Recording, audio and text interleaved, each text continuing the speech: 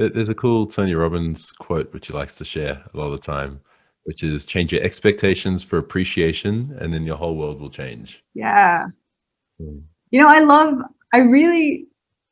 like a lot of Tony Robbins stuff, but all the Tony Robbins coaches I know are like, it's like they're trying to be a carbon copy of Tony Robbins. And you can't do it. Like, Yeah. good luck. I mean, if anyone's able to do it, I'll be very, very, very impressed. Yeah. Um, Yeah.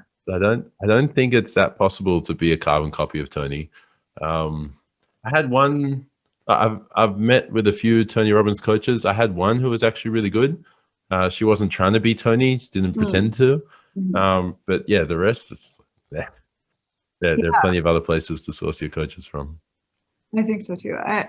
But I do know a lot of super successful people who go to Tony Robbins events, like multimillionaires, but they just, I think they kind of, and I think this might be the mark of a successful person, is where sometimes when you pick up a new idea, you kind of get immersed in this idea, and then like this idea is what everyone needs. If you find like meditation, you're like, oh, you got sick, you should meditate, and like you don't have any money, you should meditate, and like it's the solution for everything.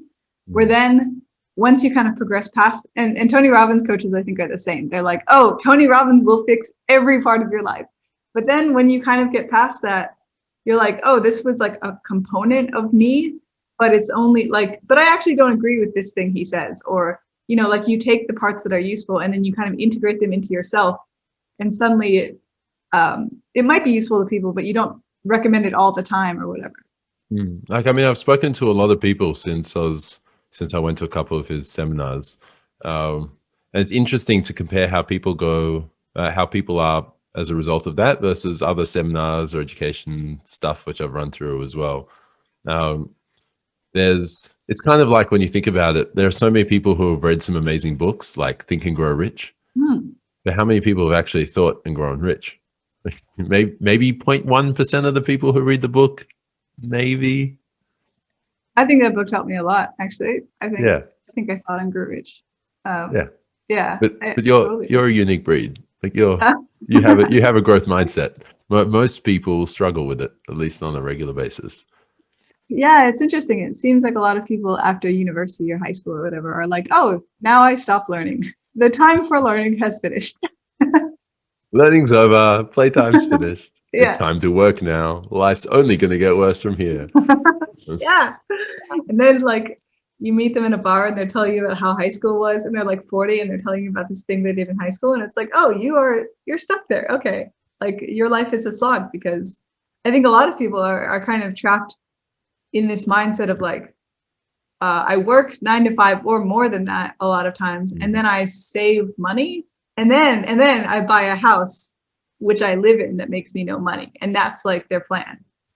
Well, the plan is I'm going to keep working in this stuff which I don't really enjoy that much, until I can eventually stop working.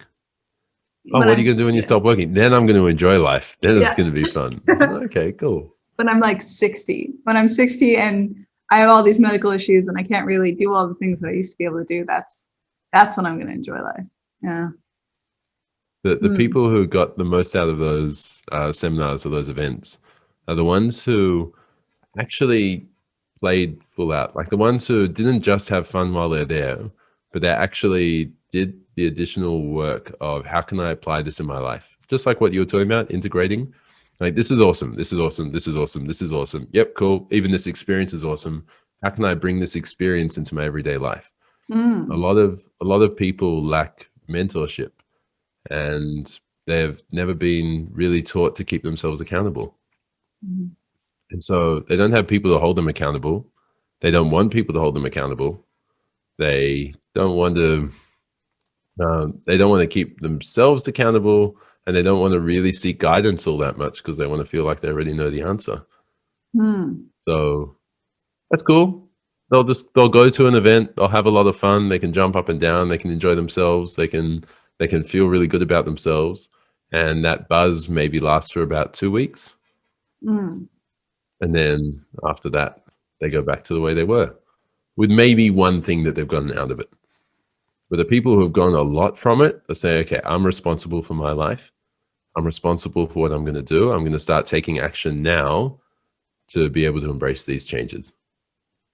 it's tough because the first thing that comes to my mind is drug addicts, but I think it's neural pathways are always the same. Like when you have a drug addict who goes to rehab and they get clean, it's all great. They're all clean. They're not going to do drugs, but then they go back to their old neighborhood and they live with their parents again, or their housemates, and then their entire circle that they used to do drugs with is there, and then they're all in all these locations when they did drugs, and suddenly their brain is like, oh, in this location we do drugs. In rehab place we don't do drugs. And I think it's the same with Tony Robbins. It's like when you're at the Tony Robbins or whatever seminar, I'm this vibrant person who is infinite potential, and I can make all this money. But then you go back to your mom and she's like, what the fuck are you talking about? Get back to your work. Stop playing. You're 30 years old. You need to grow up.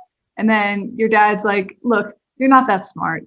Stop trying to think you're going to be a business person. And then your friends are like, oh, you think you're better than us. It's like you might come back potentially, and maybe it's not that bad, but like you come back to this world that's completely different than that magical Tony Robbins land.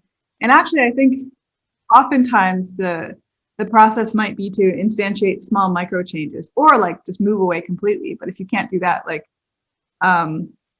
just shift your environment one thing at a time, or somehow, I don't know exactly. I just think that's kind of a recurring problem that Tony Robbins, I don't know if he addresses all that well. I think he's really working on trying to address it. But I don't think he's quite there yet, because most people get one or two really cool things from the seminar and then they don't really do anything about it afterwards. Because you go to the seminar and then there's nothing later on, unless you buy an additional service or additional product or whatever it is. Yeah, well, you're always in the funnel, right? Yeah, right? You're always in the funnel. There's a funnel somewhere.